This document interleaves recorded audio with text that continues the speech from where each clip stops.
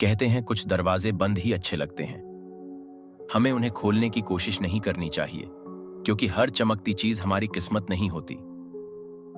और आज मैं आपको एक ऐसी शापित जगह की कहानी सुनाने जा रहा हूं, जहां समय जैसे ठहर सा गया है। यह कहानी है महाराष्ट्र के छोटे से गांव तुम्बाड़ की।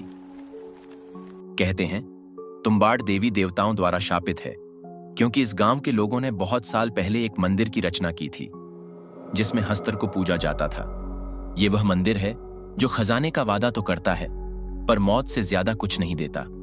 कोई नहीं जानता कि अंदर क्या है, और जिन्होंने जानने की कोशिश की वे कभी वापस नहीं लौटे। हस्तर, जिसे देवी देवताओं ने श्राप दिया था, जो पूर्ति की देवी का पहला और सबसे लालची पुत्र था।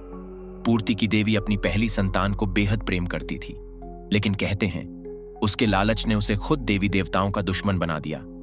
उसने अपनी माता का सारा धन छीन लिया और अनाज पर भी कब्जा करना चाहा। देवताओं ने हस्तर को सबक सिखाने के लिए उसे जिंदा नहीं छोड़ा, लेकिन अपनी ममता के चलते देवी ने उसे एक शर्त पर बचा लिया कि कोई उसे कभी याद नहीं करेगा और ना ही उसे पूजा जाएगा।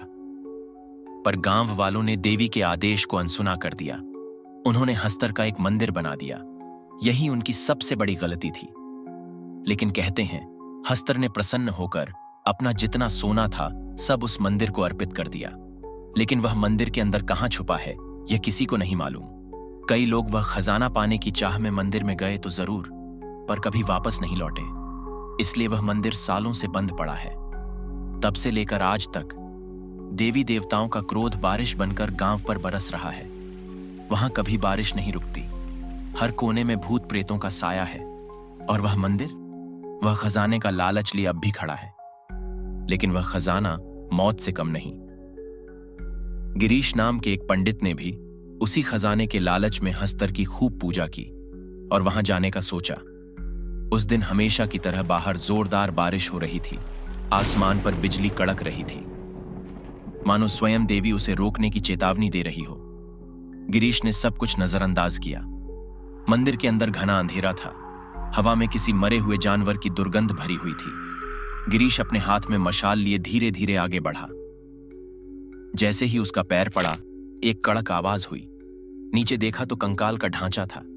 उसने देखा कि उसके आसपास जंगली पेड़ों के लपेट में कई लोग अधमरी हालत में पड़े थे। वह ये देखकर बहुत घबरा गया। गिरीश की हिम्मत अब जवाब दे रही थी, पर लालच उसे खींचे जा रहा था। अचानक एक भयानक दहाड़ ने माहौल को चीर दिया। उसने छुपकर देखा। मंदिर के एक कोने में एक आधे इंसान और आधे भेड़िए जैसा राक्षस किसी इंसान की चमड़ी नोच कर खा रहा था। गिरीश के कदम पीछे हटे, लेकिन तभी वह जानवर उसकी तरफ पलटा। जानवर ने गिरीश पर हमला किया और उसे घसीटते हुए हस्तर की मूर्ति के पास ले गया। हस्तर की मूर्ति के नीचे सोने की ढेरों मुद्राएं रखी थीं। गिरीश की आंखें चमक उठीं और उसने अपने घावों की परवाह किए बिना लालच में सोना अपनी पोटली में भरना शुरू कर दिया। लेकिन तभी मंदिर की दीवारें कांपने लगीं। जब गिरीश ने पीछे मुड़कर देखा तो उसकी रूह कांप गई। चारों तरफ मुर्दों की फौज थी। उनके हाथों में मशालें थीं और उनकी आंखें गिरीश की आत्मा को चीर रही थीं। गिरीश ने अपनी पोटली फेंकी और अपनी जान बचाने के लिए दरवाजे की ओर दौड़ा। मंदिर की दीवारों से आग की चिंगारियां निकल रही थीं। जैसे तैसे वह बाहर पहुंचा। बारिश की वजह से आग तो बुझ गई, लेकिन गिरीश का शरीर पूरी तरह झुलस चुका था। गांव वालों ने उसे गांव से निकाल दिया। उसकी पत्नी और बच्चे भी उसे छोड़कर चले गए। गिरीश अब दिन रात मंदिर के बाहर बैठकर भीख मांगता और लोगों को चेतावनी देता, मंदिर में मत जाना, वह तुम्हारी मौत का घर है।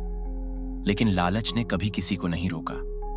आज भी कहते हैं अगर तुम्बाड़ के मंदिर में जाने की हिम्मत करो तो वहां हस्तर तुम्हें अपनी कीमत जरूर चुकाने पर मजबूर करेगा, क्योंकि लालच से बड़ा कोई श्राप नहीं होता। क्या आप इस मंदिर के अंदर जाने की हिम्मत करेंगे? हमें कमेंट्स में बताएं और याद रखें, हर लालच की एक कीमत होती है।